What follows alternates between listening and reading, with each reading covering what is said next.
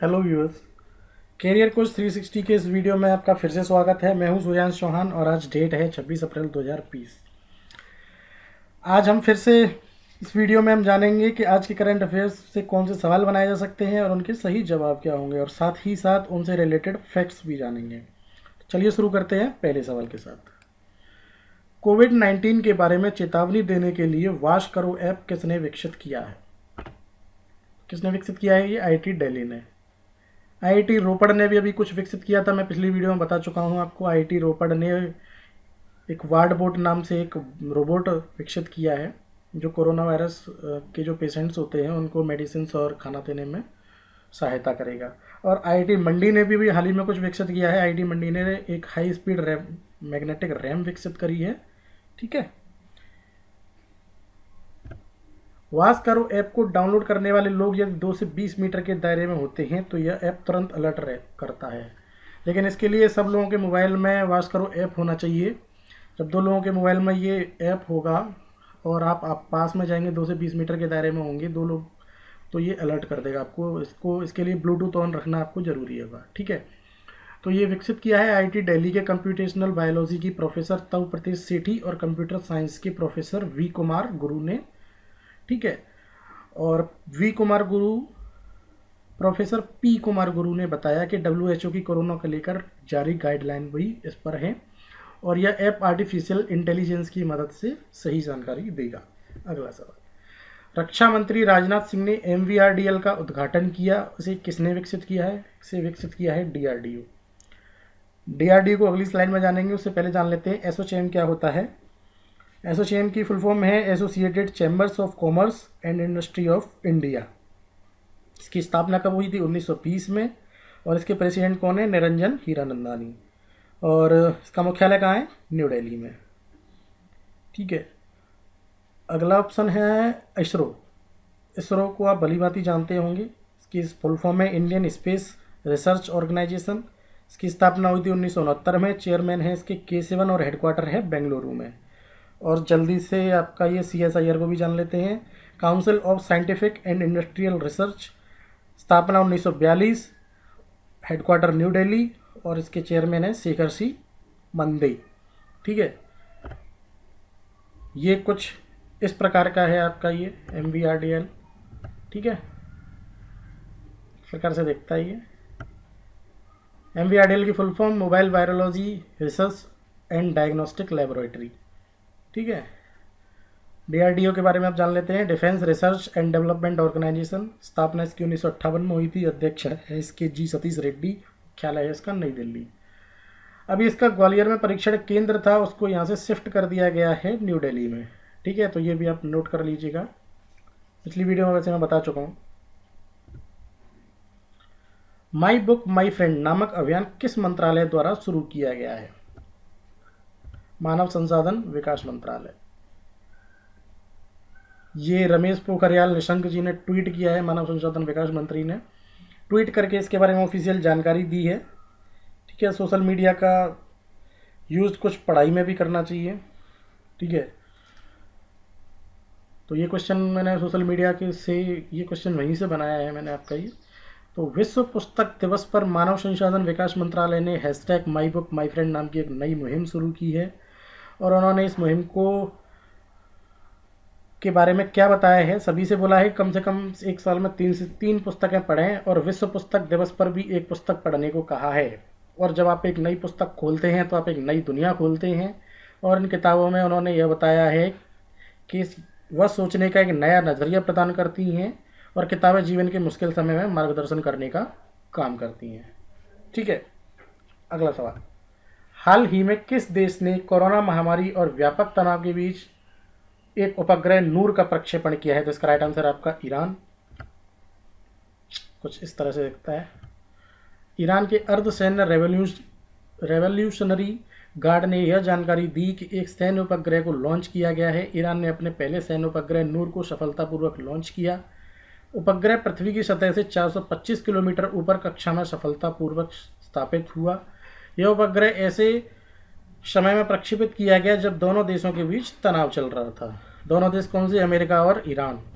अमेरिकी ड्रोन हमले में ईरान अर्धसैन्य रेवोल्यूशनरी गार्ड के जनरल कासिम सुलेमानी के मारे जाने और तेहरान और वाशिंगटन के बीच खत्म हुए परमाणु समझौते के लेकर दोनों देशों के बीच तनाव की स्थिति थी। ईरान की राजधानी तेहरान और राष्ट्रपति इसके हसन रूहानी। अगला सवाल, किस राज्य ने कोरोना वायरस महामारी के बीच राज्य में रिपोर्टिंग करने वाले सभी पत्रकारों को 10 लाख रुपए का बीमा देने का ऐलान किया है? तो ये है हरियाणा। हरियाणा के मुख्यमंत्री मनोहर लाल खट्टर जी ने ये घोषणा की है कि हरियाणा क्षेत्र में जितने भी लोग रिपोर्टिंग कर रहे हैं, पत्रकार जितने भी रिपोर्टिंग कर रहे हैं, उनका सबका 10 लाख रुपए का बीमा। ठीक है। और इसके राज्यपाल हैं आपके सत्यदेव नारायण। विश्व मलेरिया दिवस कब मनाया जाता है? तो ये मनाया जाता है आपका 25 अप्रैल को। इस दिवस का उद्देश्य मलेरिया के प्रति लोगों में जागरूकता फैलाने के लिए हर वर्ष 25 अप्रैल को विश्व मलेरिया दिवस मनाया जाता है। इसको मनाने की घोषणा WHO ने की थी। मलेरिया एक जानलेवा बीमारी है जो मच्छरों के काटने से फैलती है और इसका विषय है zero malaria starts with me. Okay. अगला सवाल, हाल ही में किस देश ने WHO को $30 मिलियन अतिरिक्त अनुदान देने की घोषणा की है, यानी कि डोनेशन? इसका राइट आंसर है आपका चीन। चीन ऑलरेडी पहले $20 मिलियन दे चुका है और उसने अब $30 मिलियन और दे रहा है, टोटल $50 मिलियन। और वो एक्स्ट्रा क्यों दे रहा है? क्योंकि अमेरिका ने मना कर दिया है। ठीक है। अमेरिका का कुछ $40 मिलियन, ठीक है, $40 मिलियन देता था अमेरिका, और इस बार उन्होंने मना कर दिया है WHO को अपना डोनेशन देने के लिए। फिर चीन ने $30 मिलियन और दिए हैं एक्स्ट्रा, टोटल $50 मिलियन दिया है डोनेशन। WHO की full form world health organisation, विश्व स्वास्थ्य संगठन, इसकी स्थापना 7 अप्रैल 1948 में हुई थी। मुख्यालय इसका जेनेवा में है और सदस्य देश हैं इसके 194। अगला सवाल, केंद्र सरकार ने कोविड-19 महामारी के कारण सरकार के खजाने पर बढ़ते दबाव के चलते 1 जनवरी 2020 से लेकर किस तारीख के बीच दिए जाने वाले महंगाई भत्ते और महंगाई राहत की किस्तों के भुगतान पर रोक लगाने का फैसला किया है? काफ़ी बड़ा सवाल है। इसका राइट आंसर है आपका 1 जुलाई 2021। ठीक है। सरकार आर्थिक बोझ को देखते हुए अपने खर्चों में कटौती करनी शुरू कर दी है और इस दिशा में आगे बढ़ते हुए उन्होंने कर्मचारियों और पेंशन भोगियों को मिलने वाले महंगाई भत्ते की नई किस्तों पर 1 जुलाई 2021 तक के लिए रोक लगा दी है। इस कदम से सरकार इस वर्ष और अगले वर्ष में मिला करके कुल कितना बचा लेगी? 37,530 करोड़ रुपए।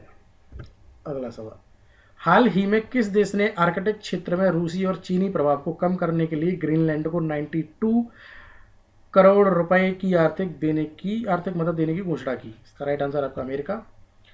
ट्रंप जी ने अभी कुछ दिनों पहले ही घोषणा की थी। कुछ दिनों, क्या टाइम हो गया होगा, काफ़ी महीने हो गए हैं, शायद 6-7 महीने हो गए होंगे। 6-7 महीने पहले घोषणा की थी कि ग्रीनलैंड को वो खरीदना चाहते हैं।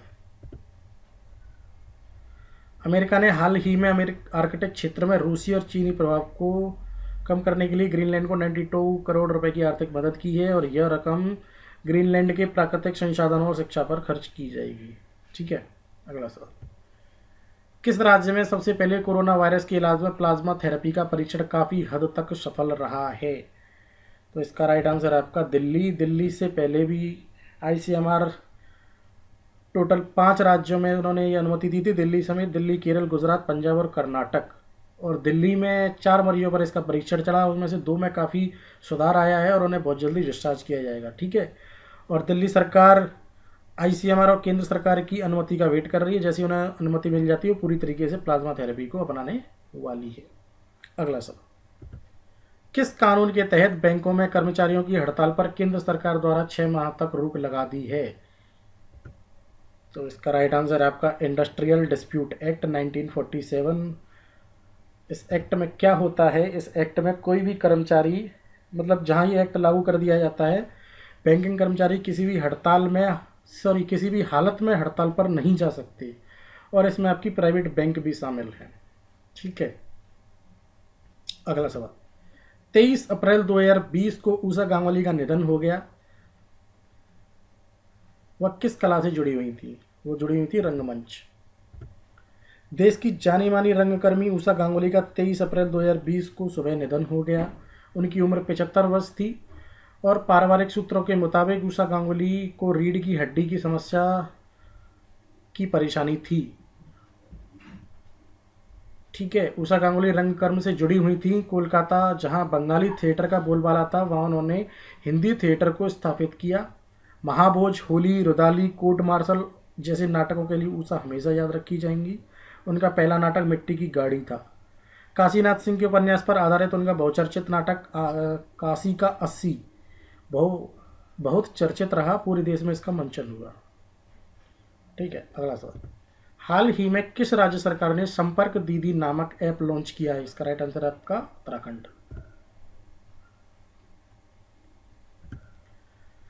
लॉकडाउन के दौरान छात्रों को पढ़ाई में व्यस्त रखने के लिए यह पहल शुरू की गई थी। एप्लीकेशन के माध्यम से छात्रों के लिए एनिमेटेड पाठ शुरू किया।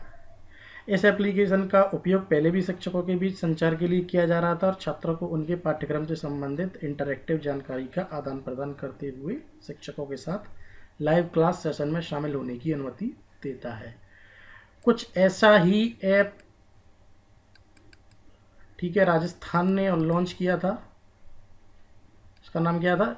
स्माइल।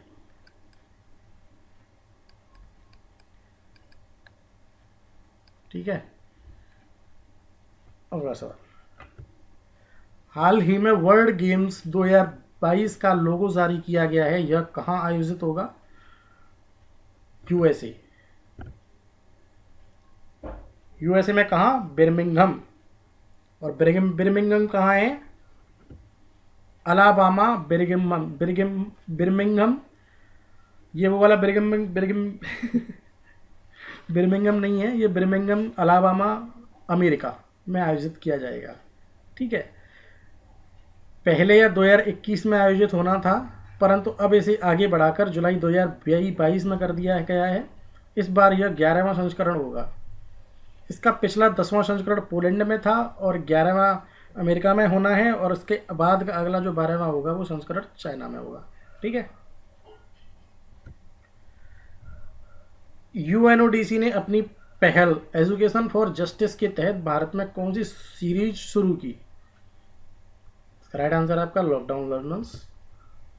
इसके तहत क्या होता है जानते हैं। न्याय के लिए शिक्षा पहल के तहत भारत में लॉकडाउन लर्नर्स सीरीज की शुरुआत की। इसमें भारत में शिक्षकों और छात्रों के साथ ऑनलाइन संवादों की लॉकडाउन लर्नर्स श्रृंखला शुरू की।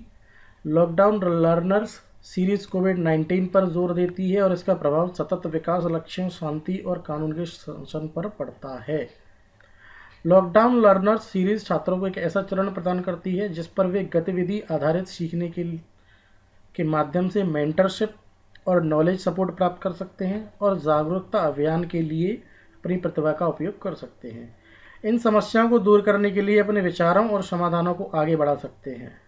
ठीक है, इसका उद्देश्य कमजोर समूहों की समस्याओं के साथ साथ उभरते मुद्दों जैसे लिंग आधारित हिंसा, गलत सूचना, साइबर अपराध, भेदभाव, भ्रष्टाचार आदि के बारे में छात्रों को जागरूक करना है। तो आज के लिए इतना ही। ठीक है, ये वीडियो आपको पसंद आया हो तो लाइक करें। ठीक है, आज हमने 15 क्वेश्चंस कराए हैं। ठीक है, एक्सप्लेनेशन में जो आपके लास्ट में देता हूँ वो मैं नोट डाउन कर लेता हूँ, जिससे आप बाद में अपने वीडियो पोस्ट करके नोट भी कर लें। ये बाद में मैं इसलिए इसे एक्सप्लेनेशन एक प्रॉपर तरीके से बना के देता हूँ आपको 3rd स्लाइड पे। ठीक है, इसको बनाने का उद्देश्य ऐसा नहीं है कि मैंने एक जगह डाटा स्टोर कर दिया और मैं उसे आपको बोल बोल के सुनाता जा रहा हूँ। ठीक है, वो बनाने का उद्देश्य ये है कि आप लोग उसे प्रॉपर तरीके से नोट डाउन कर सकें बाद में, और अपने नोट्स में प्रॉपर बना सकें कि क्वेश्चन क्या है, और क्वेश्चन से रिलेटेड जो भी फैक्ट्स हैं उन फैक्ट्स को भी आप नोट कर सकें। ठीक है, तो वीडियो पसंद आया हो तो आप लाइक ज़रूर करें और चैनल सब्सक्राइब करें और शेयर भी करें साथ में अपने दोस्तों के साथ में से। ठीक है, और कोई भी क्वेश्चन हो आपको तो आप कमेंट करके मुझे बता सकते हैं। ठीक है, और देखते रहिए courier coach 360। Thank you very much.